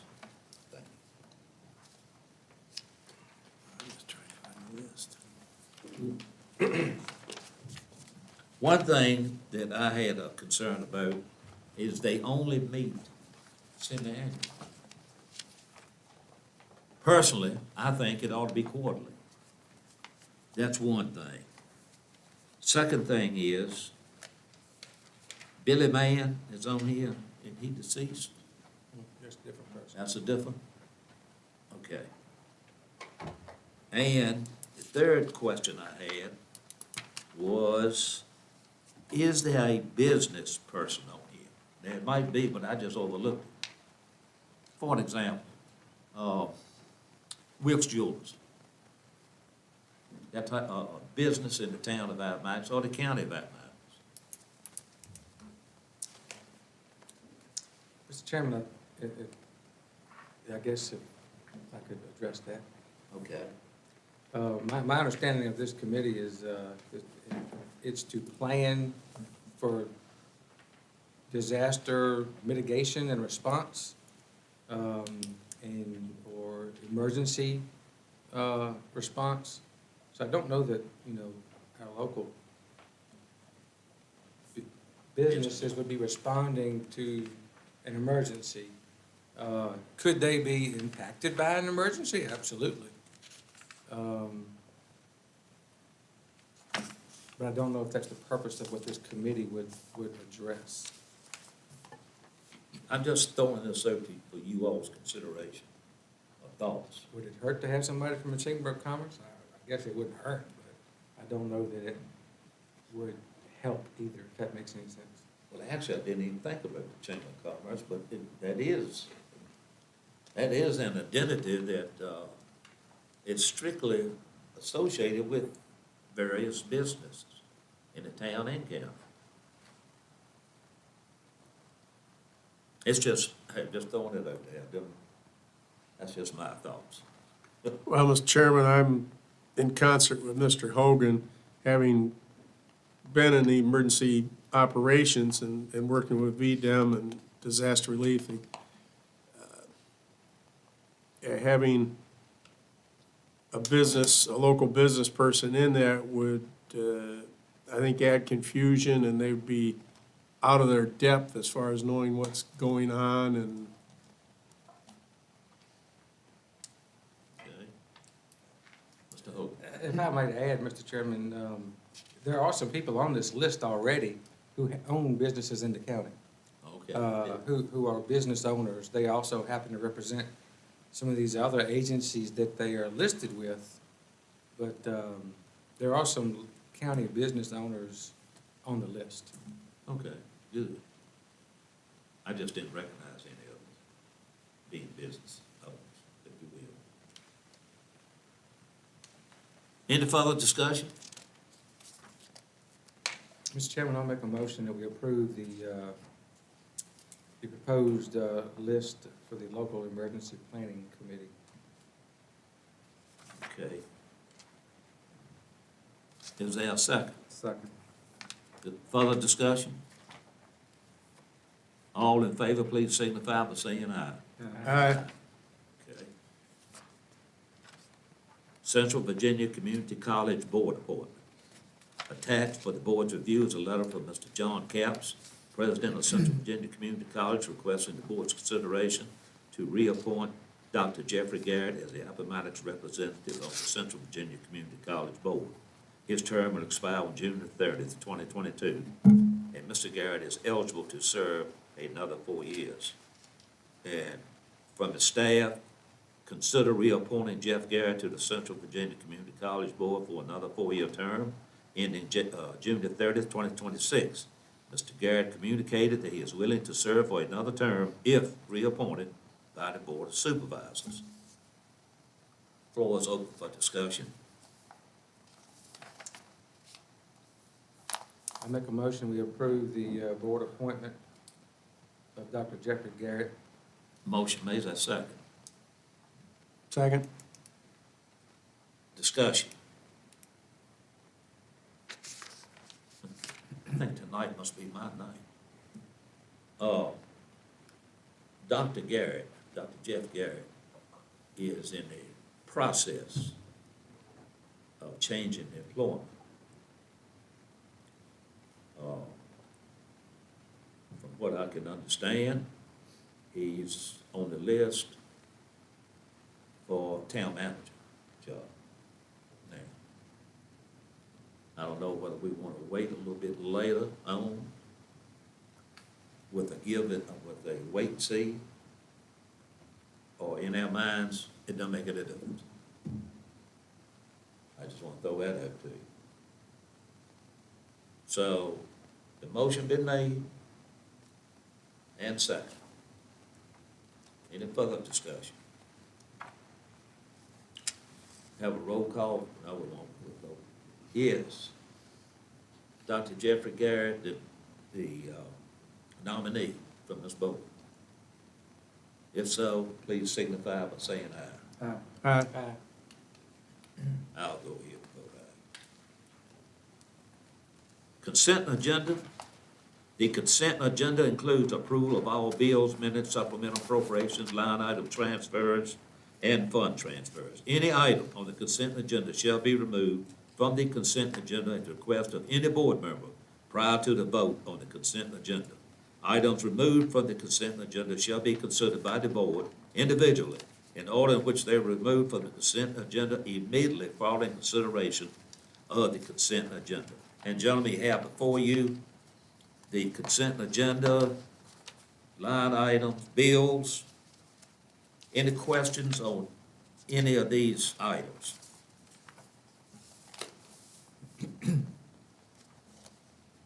Hearing none, is there a motion to approve the consent agenda as is? So moved, Mr. Chairman. Is there a second? Second. Discussion? We'll have a roll call vote. Mr. Hibbs. Mr. Jones. Aye. Mr. Hinkle. Aye. Mr. Hogan. Aye. I also vote aye.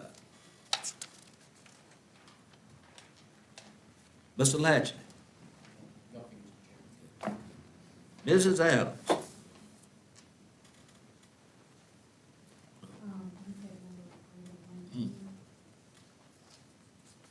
Oh, Yes, sir. I have put a report before you, and one thing that we have been very guilty of is not sharing the information and numbers on what the departments are doing in the county. So I've compiled a list of those departments and some of the numbers relative to the month of January. So after you review that, if you have questions, please feel free to reach out to us.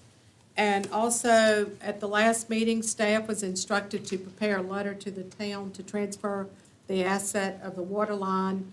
And that was forwarded to the town mayor and the acting manager on the 26th of January. So far, we have not received a formal response, but the informal response was that they would defer it to the new town manager to address. And we have a budget workshop, work session, retreat, whatever, this Saturday, February 26th, from 9 to 1 at the county administration office. in the closet for Yes. That's all, unless you have questions. any questions for the county administrator? And if there's anything else that you're looking for in the report that's not included, if you would just let me know, and I can get that information also to include it. Okay, thank you, ma'am. Next, gentlemen, is reports and informational items that you have before you. I won't read each one, but does anyone have a question or concern about the reports and information items? I would like to make a comment in regards to the Sands Anderson delinquent tax status report. Y'all done a good job.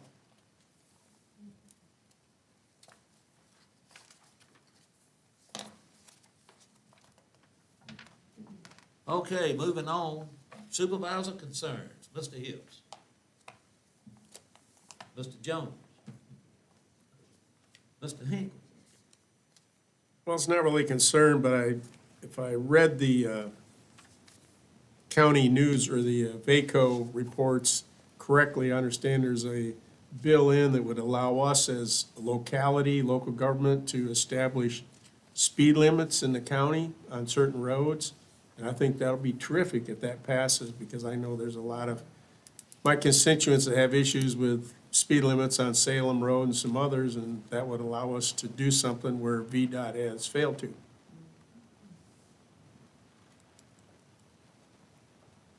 Okay, thank you. Mr. Hogan. Yes, sir, Mr. Chairman. Actually, two things. One, do we have any update on the eyesore at Evergreen? It's gone. It was still there when I come up the road tonight. Was there yesterday. It's in the process. Okay, Okay. so we found who owns it, or it's getting moved? Yes. There's a process, okay, thank you. And the other thing, while the commissioner and the treasurer are both here, I'll put something else under you, for you to think about. The General Assembly is also considering a bill to eliminate the current usage of farm use tags. So if you're gonna have a farm use vehicle, you would have to get an actual license plate from the DMV, which I think in the general scheme of things is right on point. It needs to be, because that's being abused. But thinking down the road, if that happens, then all of a sudden you're gonna have a bunch of farm use vehicles that are now on your rolls for personal property taxes that aren't there now. So if this was to go through, and it passed the House 98-0, I'm not sure where it stands in the Senate, but if this goes through, that's something we're gonna have to think about. Do we want to exempt farm use vehicles? Currently, the county code, we exempt machinery, tractors and machinery, plows, combines, those kinds of things, but we do not exempt vehicles. So that state law allows us to do that. I don't know whether we want to or not, but that's just something to think about down the road. Another issue that's gonna come up about personal property taxes and vehicles. Just to put it on everybody's radar. That's all, Mr. Chairman. Thank you for that info. It's not a concern, but it's just an innuendo. And that is, Facebook has been inundated, and so has various businesses in town of Appomattox, and some have been approached, have asked me from the county about Thomasville. The rumor is that part of it has been sold. And it's no doubt about it because it's on Facebook. Well, I understand that's a false innuendo. So I just want to say, if somebody asked you that, some of your constituents, it's not true. Okay, next is a closed session. Mr. Latchin. Mr. Chairman, I have a closed session that should take 5 minutes. Whereas the Board of Supervisors of Appomattox County desires to discuss in closed meeting following matter, consultation with legal counsel pertaining to actual or following litigation. This consultation open meeting would adversely affect the negotiating or litigating posture of the public body concerning the Region 2000 lawsuit. Where pursuant to section 2.237, limit A7 Code of Virginia, such discussion may occur in closed meeting. Now therefore be resolved that the Board of Supervisors of Appomattox County is hereby authorized discussion before stated matter in closed meeting. That motion? Second? Second. All in favor, please signify by saying aye. Aye. Okay, let's come back together at 8:25. Give us time to take a break.